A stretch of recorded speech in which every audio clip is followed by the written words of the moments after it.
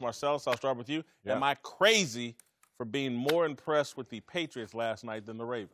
I don't think you're crazy. I had the same thoughts after that game, knowing Belichick and his mystique and his ability and their ability to self-correct. We saw it within that game from the first quarter and the remaining three quarters. You started to look and say, okay, the Ravens still have the lead. Okay, the Ravens still dictating tempo, but things have changed in terms of the numbers, as you mentioned. What was it, 11 more carries for 24 yards in the remaining three quarters. Playing against Belichick, you also know that if you get him once, the chances are you're not going to get him again. He will self-correct. That said, what lends itself to your argument even greater is this same Baltimore Ravens team. Understand that they've made some changes, some fixes, a Mark Ingram, et cetera, in the offseason. Draft choices have helped this team. But remember last year when they went out to L.A., came out here and played the Chargers, latter part of the season, and they beat the Chargers 22-10. And people are like, oh. And then in a couple weeks, playoffs started, they had to see the same exact team, and they lost to that team, 23-17. The Chargers didn't know what was coming in that first game against the Baltimore Ravens. This is a different offense. They, in philosophy, are all in on their running game. We saw counter power with the quarterback yesterday. So they're a different mode, different breed. So when you get to see that, you have to deal with the first wave, and we saw the Patriots handle it. And in the second go-around, because they'll see each other again in postseason, I think it will be a different outcome. Yeah, this is not impressive by New England, and they have seen this offense before. Now, the good news is they gave up 37 this time. The last time they faced Greg Roman and an offense like this was in 2012 against the 49ers with Colin Kaepernick, and they gave up 41 in that game. So they have faced this. They have faced this coordinator. They didn't do very well the last time. They didn't do very well this time. But even more so, to jump off sides on fourth down, that's not the way the Patriots operate. To be out physical early in the game and to not have to match the intensity that the Ravens had early in the game, that's not characteristic of the Patriots. To have Julian Edelman fumble the ball and then have it picked up and scored for a touchdown, that's not characteristic. To have Tom Brady's interception where there's nobody really even close to where that ball's thrown, that's not characteristic of the way that the Patriots do things.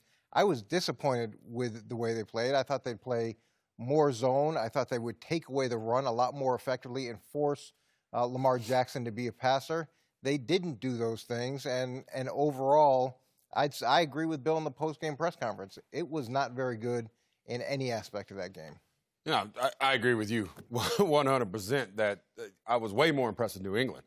And I think if you look back in history and you see what the New England Patriots have done for the last 20 years, you know they're going to improve. You know that this is just a little glitch.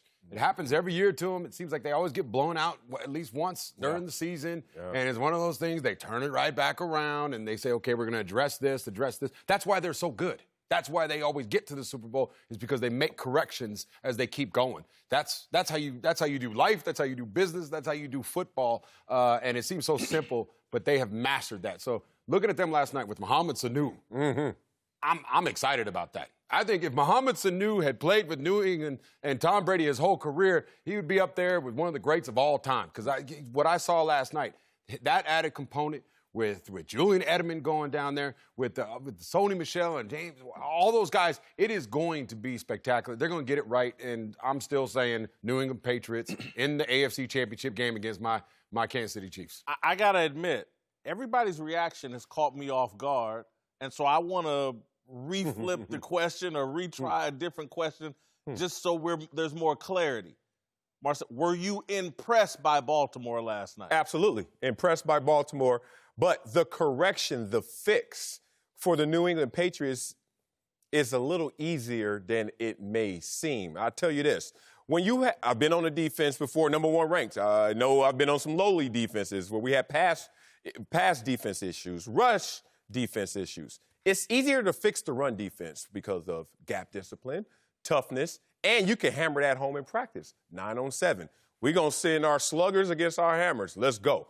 When it's a pass defense issue, it's a little more talent-based. They're on those islands, and more so, we can't go 100% against the receivers and the running backs out the backfield. We just can't. We got to protect those properties. So to fix a pass defense in practice is a difficult task compared to a run defense. I can see Belichick saying, look, guys, this is how you want to come out the tunnel? This is how you want to start a game? we're going to fix this immediately, and that may be a quicker fix than in the back end. Impressed by Baltimore. Look, I was impressed by Baltimore to some degree. I think if this is how you want to play football and you want to take your quarterback and turn him into a running back who also happens to pass every now and then that's great. You can't sustain it. There's a lot of good young running quarterbacks. There aren't very many good old ones. And when you consistently expose a player like that to hit after hit, it's the law of averages in the NFL, and it's going to catch up to you. And the same thing happened with Colin. The other aspect of this is as these guys get paid, they don't want to run like that. It's a totally different equation. They get the big contract. They stop being the run-first quarterback that you want to be, and they have to be the pocket passer. If Baltimore can play football like this and control games, they're in good shape. If he has to come out and win the game throwing the ball, they're not in good shape. They're not built to do that. So, yeah, from this formula perspective, it was good.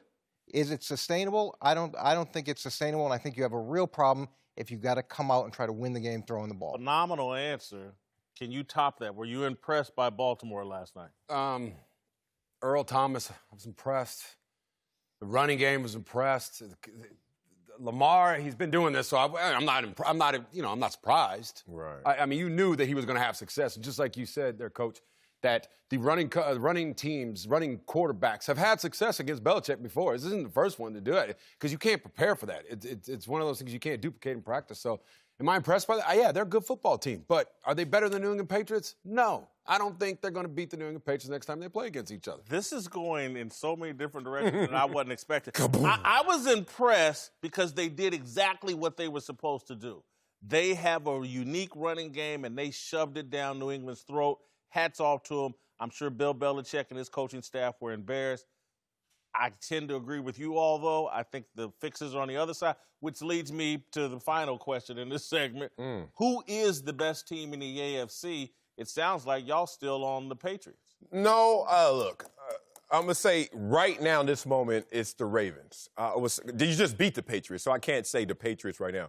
But as soon as Patrick Mahomes takes one snap under center, it's the Chiefs. But then the end game is going to be the Patriots. And it's almost cyclical like that for the Patriots in many of their successful years, where you kind of discount them or you count them out, and then they just show up at the end because of all those self-corrections. So I got it present and in the short term, and then at the end game. The end game is going to be the Patriots again.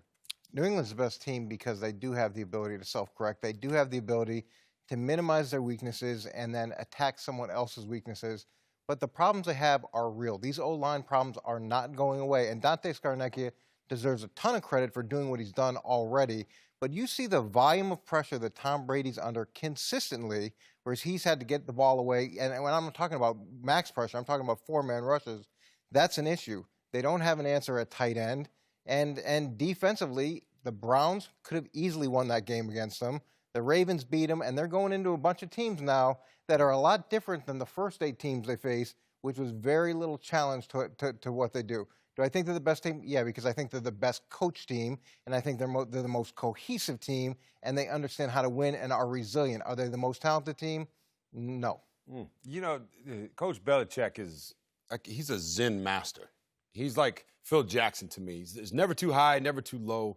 And I don't know if you guys seen Bruce Lee's talk about water. Like, you must be like Walter, my friend. And that is what this team is. They always seem to conform about whatever they have, and that's why they can have continued success. But having said that, I still think I think the Chiefs. Yeah. I don't think the Chiefs are going to lose another football game this year. During the regular season, when they get to the playoffs and they have to go to, well, depending on what happens, I hope they can get the Patriots at home in Arrowhead, because that's where I think they can really beat them.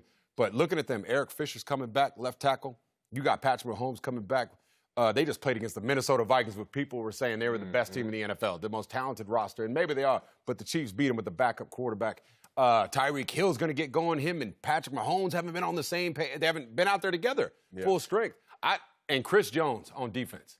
Did you watch that game yesterday? Chris Jones was getting pressure consistently, had a sack, 3 tackles to go along with Frank Clark once, because he hasn't gotten going yet. I just think that defense with the Honey Badger, I'm still hyped on the Kansas City Chiefs. I don't think they lose another game this year. I like y'all's argument for the Chiefs. Probably lean that direction. I'm a Houston Texans guy. I think that Deshaun Watson's the best player in the AFC this year. I watched them this past weekend. They certainly missed J.J. Watt. Their defense has taken a little bit of a step back without J.J. Watt. But they're figuring out a way, and I think they will figure out a way to make enough defensive stop. I just think Deshaun Watson's playing at a special level other than Russell Wilson over in the NFC. I think he's the MVP of the league.